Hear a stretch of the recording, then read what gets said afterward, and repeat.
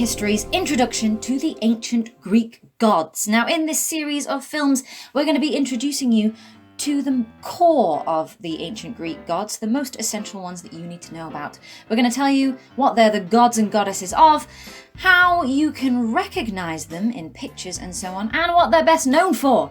So this is part one. Let's start with the most important of them all.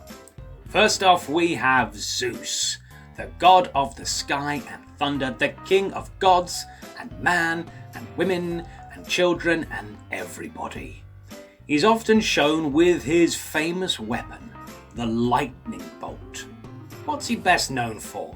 Leading his brothers and sisters to victory in a decade-long war against their father Kronos, king of the Titans.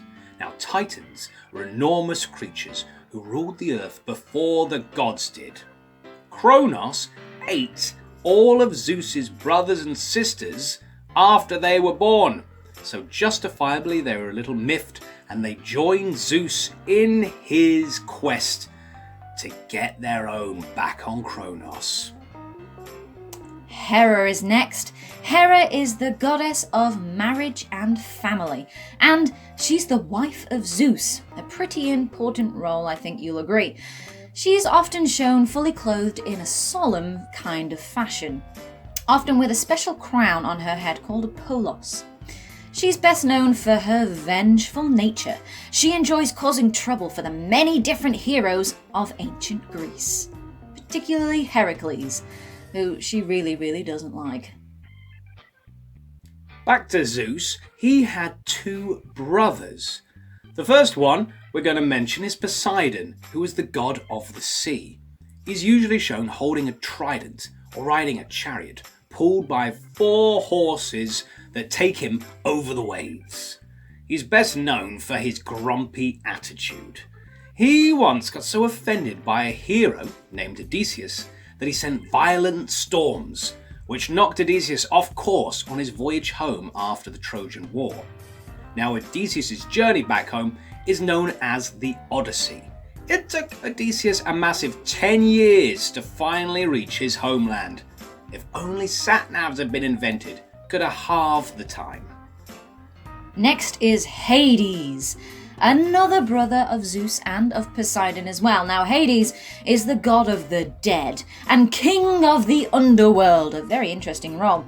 He's often shown with his 3-headed pet dog called Cerberus. He's best known for trapping the Greek hero Theseus, you know, the one that fought with the Minotaur. And he trapped Theseus in the underworld by tying him up with snakes. Now, to be fair, Hades was fully justified in tying him up because Theseus was trying to kidnap his wife, Persephone.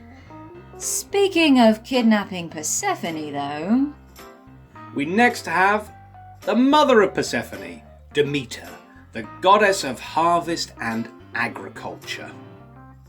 She's usually shown surrounded by plentiful crops representing a rich harvest so everyone will get to eat. She's best known for, well, her daughter Persephone.